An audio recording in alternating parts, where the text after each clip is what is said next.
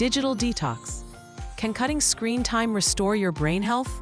Detox isn't magic, it's mechanics. Your brain runs on rhythms, attention cycles, sleep pressure, dopamine pulses, and screens can scramble those when used without boundaries. The question isn't whether to quit devices, it's how to use them so your prefrontal cortex, focus, planning, hippocampus, memory, and limbic system, mood, stop fighting your day. Here's a calm, evidence-leaning blueprint. Small reductions in the right places, paired with habits that give your brain oxygen again. Start with sleep, the original neural reset. Blue-enriched light and late-night scrolls delay melatonin and carve holes in deep sleep, the stage that clears metabolic waste and consolidates memory. The fastest win is a hard stop. Power down 60 minutes before bed. Park devices outside the bedroom. Switch bedside alarms to analog, and replace doom scroll with a low arousal routine. Warm light, paper pages, breath work, 4-second inhale, 6-second exhale. In 1 week, you'll feel earlier sleepiness and steadier mornings. In 3, mood and recall usually lift. Next, reclaim attention with time boxing. Constant notifications splinter working memory and push the brain into shallow mode. Set 2 phone office hours for messages, late morning and late afternoon, and mute the rest. Work in 50 to 10 cycles, 50-minute single task, 10 minutes stand, stretch, and glance outside. Use full-screen apps on laptops, hide the dock, and keep 1 tab per task. If you must use a phone for work, move distractor apps to the last screen and bury them in a folder. The extra swipes add friction your brain respects. Tame dopamine spikes to smooth mood. Fast random rewards, from infinite feeds to loot boxes, train your reward system to expect constant novelty, making ordinary tasks feel flat. Replace slot machine loops with stable rewards. Finish a block, then walk, make tea, or message a friend. Batch short-form video into a single 15-minute window instead of micro-hits all day. When cravings hit, label them out loud, urge to scroll, and set a 2-minute timer. Most urges crest and pass if you don't feed them. Protect the social brain without burning it. Messaging crosstalks are work for your head. Context switching, micro-negotiations, empathy. Set shared norms with family and friends. I reply twice a day unless urgent. Voice note if complex. No late-night escalations. Replace performative posting with private circles or a weekly call. We're wired for faces and tone more than likes. Keep 1 group chat on mute except for mentions. Your nervous system will thank you. Design a light diet for your eyes and neck.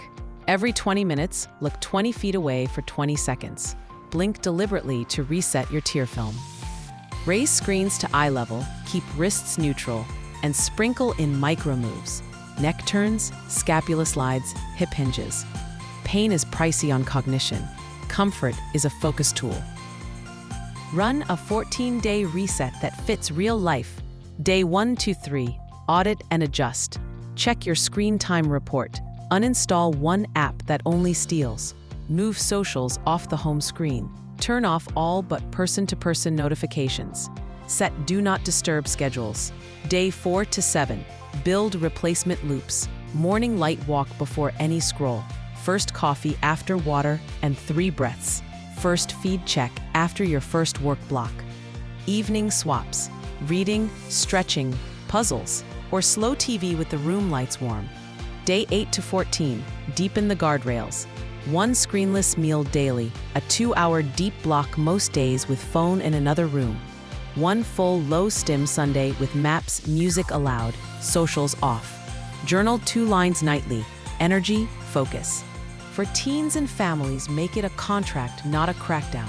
Agree on a device dock, off hours, and a green, yellow, red zone for tasks. Green, podcasts, reading apps, language learning. Yellow, short-form video bounded by timers. Red, devices in bedrooms after lights out. Praise the habit, not the number. Nice job docking on time. Loved your morning walk before screens. Use tech to police tech. Set grayscale after 9 p.m., it dulls the candy. Apply app limits with a second adult as passcode holder. Enable focus modes tied to location and time. Home mode hides work mail. Work mode hides entertainment. Batch notifications into scheduled summaries, so your phone whispers, not shouts.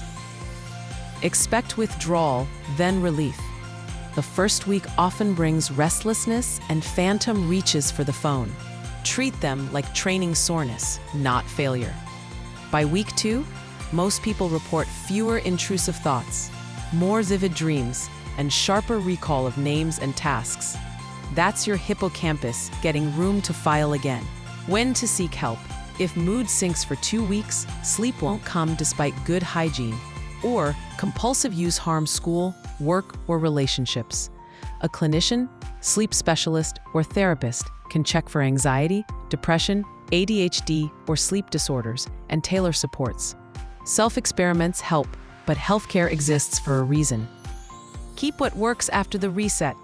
A 60-minute digital sunset, 2 message windows, 1 deep block, 1 screenless meal, and a weekly walk and talk call are a durable base. Add or subtract features as seasons change, but keep the spine intact. Detox is not a weekend. It's a pattern that lets your tools be tools again. Cutting screen time in the right places restores the conditions your brain needs. Sleep depth, attention stability, and calm reward cycles. You don't need to disappear, you need to design. When light, time, and intention line up, cognition follows. For step-by-step detox plans, family templates, and brain-friendly routines you can start this week, visit globalinfoveda.com.